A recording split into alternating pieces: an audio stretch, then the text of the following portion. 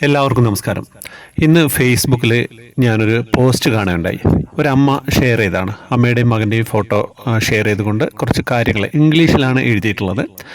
അത് കേട്ടപ്പോൾ സത്യം പറഞ്ഞു കഴിഞ്ഞാൽ ഒറ്റയിരുപ്പിന് വായിച്ചു. വായിച്ചു കഴിഞ്ഞപ്പോൾ നിങ്ങളുമായിട്ട് അതൊന്ന് പങ്കുവയ്ക്കണം തോന്നി. അതിൻ്റെ ഉള്ളിലെ അന്തസത്ത എന്താണോ എന്നുള്ളത്.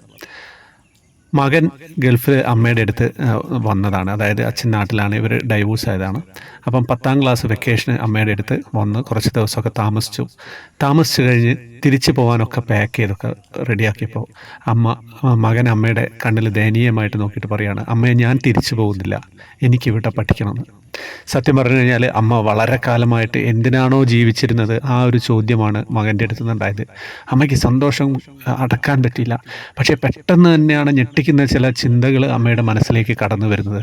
എന്താണെന്ന് വെച്ച് കഴിഞ്ഞാൽ മകന് താൽക്കാലിക വിസയുള്ളൂ, ഇവിടെ താമസിക്കാനുള്ള പെർമിറ്റില്ല, അച്ഛൻ്റെ കയ്യിൽ നിന്നുള്ള NOC കിട്ടണം. അങ്ങനെ പിന്നെയും ഒരുപാട് നൂലാമാലകൾ. സ്കൂളൊക്കെ ഇവിടെ തുടങ്ങിക്കഴിഞ്ഞു, ഒരു മാസം കഴിഞ്ഞു. ഇനി ഒരു തേലും അഡ്മിഷൻ കിട്ടില്ല. മകനാണെങ്കിൽ ഹ്യൂമാനിറ്റീസ് പഠിക്കാനാണ് ഏറ്റവും ആഗ്രഹം. അത് വളരെ കുറച്ച് സ്ഥലങ്ങളിലേ ഉള്ളൂ. പക്ഷെ ഒന്നും ആലോചിക്കാതെ, വേറൊരു ചിന്തയും നടത്താതെ അമ്മ പറഞ്ഞു, ഓക്കെ മോനെ, നീ ഇവിടെ നിന്ന് പഠിച്ചോ എന്ന് പറഞ്ഞു.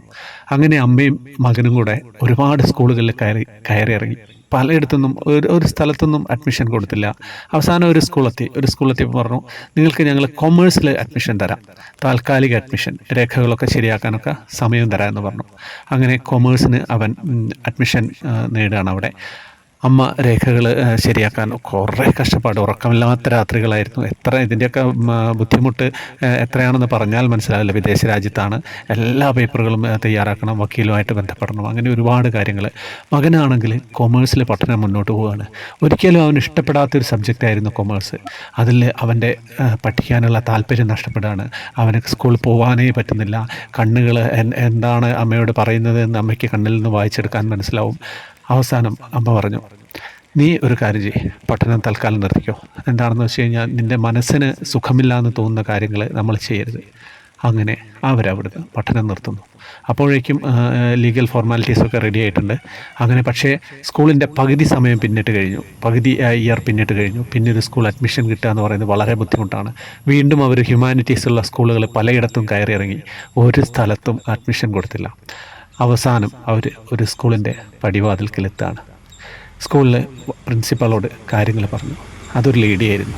അവർ വളരെ ദയാപൂർവം കാര്യങ്ങൾ പറഞ്ഞു, അവനിവിടെ അഡ്മിഷൻ കൊടുക്കാം, പക്ഷേ എൻട്രൻസ് ടെസ്റ്റ് എഴുതണമെന്ന് പറഞ്ഞു. അങ്ങനെ അവന് എൻട്രൻസ് ടെസ്റ്റ് എഴുതി. അത് വാല്യൂ ചെയ്ത വൈസ് പ്രിൻസിപ്പാൾ വന്ന് പറഞ്ഞു, യെസ്, ഇവൻ ഹ്യൂമാനിറ്റീസിന് വേണ്ടി തന്നെ റെഡിയായിട്ട് നിൽക്കുന്ന ആളാണ്, അങ്ങനെയാണ് പേപ്പറിലുള്ളത്, അതുകൊണ്ട് അവനിവിടെ അഡ്മിഷൻ കൊടുക്കാം. അങ്ങനെ അഡ്മിഷൻ കൊടുത്തു. ആ വർഷം കഴിഞ്ഞ് അവസാനം എന്താ സംഭവിച്ചു അറിയോ? അവൻ ആ സ്കൂളിലെ ടോപ്പറായി ഹ്യൂമാനിറ്റീസിൽ. അവനവിടുന്ന് സമ്മാനവും കിട്ടി. അങ്ങനെ 2 വർഷവും കഴിഞ്ഞു. പഠനം മനോഹരമായിട്ട് പൂർത്തിയാക്കിയതിന് ശേഷം ആ അമ്മ അവിടുന്ന് വിടുതൽ സർട്ടിഫിക്കറ്റ് വാങ്ങുമ്പോൾ, അത് ആദ്യമേ പറയുന്നുണ്ട്, വിടുതൽ സർട്ടിഫിക്കറ്റ് വാങ്ങുമ്പോൾ കണ്ണ് നിറഞ്ഞിരുന്നു അമ്മയോട് ടീച്ചർ ചോദിച്ചു, ഇനി എന്താണ് ഞങ്ങൾ വേണ്ടത്? ആ രജിസ്ട്രാറിനെ, ടീച്ചറിനെ അമ്മയൊന്ന് ഹഗ് ചെയ്തിട്ട് കാര്യങ്ങളൊന്നും പറഞ്ഞില്ല, പക്ഷേ എല്ലാം ഉണ്ടായിരുന്നു, കണ്ണിലൂടെ കണ്ണുനീര് വരുന്നുണ്ടായിരുന്നു. അപ്പോൾ അങ്ങനെ ഇപ്പം മകൻ എന്താണ് പഠിക്കുന്നത് വെച്ചാൽ അവിടെ തന്നെ ലോ പഠിക്കുകയാണ്, നിയമം, ഒരു വക്കീലാവാൻ വേണ്ടിയുള്ള പഠിത്തമാണ്. അപ്പോൾ ഇതിൽ നിന്നുള്ള കാര്യം എന്താണെന്ന് വെച്ച് കഴിഞ്ഞാൽ, ജീവിതത്തിൽ ഒരുപാട് പ്രതിസന്ധികൾ ഉണ്ടാവില്ലേ? ചില തീരുമാനങ്ങൾ, ഇവിടെ അമ്മയ്ക്കും ഒരുപാട് പോയിന്റ് ഉണ്ട്, പഠിക്കുന്ന മകനും ഒരു പോയിന്റ് ഉണ്ട്. പക്ഷേ ഇവരെ നേരിട്ട് മനസ്സ് കണ്ട ആ സ്കൂളിലെ പ്രിൻസിപ്പാൾക്ക് അവർക്ക് നോ പറയാം. ഏതൊരു സിനിമയിൽ പറയുന്നില്ലേ, നമ്മുടെ ട്രാഫിക് സിനിമയിൽ പറയുന്നില്ലേ, നിങ്ങൾ പറയുന്ന നോ എല്ലാവർക്കും പറയാം, പക്ഷേ നിങ്ങൾ പറയുന്ന യെസ് ചിലപ്പോൾ ഒരു ചരിത്രമാവും. അത് ഈ കുടുംബത്തിൻ്റെ കാര്യത്തിൽ അങ്ങനെയാണ് സംഭവിച്ചത്. ആ പ്രിൻസിപ്പാൾ പറഞ്ഞ ആ യെസ് ഉണ്ടല്ലോ, ആ യെസ്സിന് ഒരുപാട് വാല്യൂ ഉണ്ട്. ആ വാല്യൂ എന്ന് പറയുന്ന വാക്കുകൾ ഇത്തരം സന്ദർഭങ്ങളിലാണ് നമുക്ക് ഉപയോഗിക്കാൻ പറ്റുന്നത്. അത് വായിച്ചപ്പം ഇംഗ്ലീഷിലാണ്, അപ്പം മലയാളത്തിൽ അറിയാത്ത ആളുകളൊക്കെ ഉണ്ടാവുമല്ലോ. അപ്പോൾ അവർക്ക് കൂടി അറിയാൻ വേണ്ടിയിട്ട് അവരോട് ചോദിച്ചിട്ടൊന്നുമില്ല ഞാൻ ഇത് പറയുമ്പോൾ, പക്ഷേ ആ ഒരു കണ്ടൻറ്റ് ഞാൻ എടുത്തതാണ്. അവരോട് പറയുകയാണ് മനസ്സുകൊണ്ട്. എന്ത് തന്നെയായാലും നിങ്ങൾ ഇത് കേൾക്കുക. എന്താ പറയേണ്ടതെന്ന് അറിയില്ല. അത് വായിച്ചപ്പോൾ അത്രയും മനോഹരമായിരുന്നു, അതുകൊണ്ടാണ് പറഞ്ഞത്. ഹരേ കൃഷ്ണ.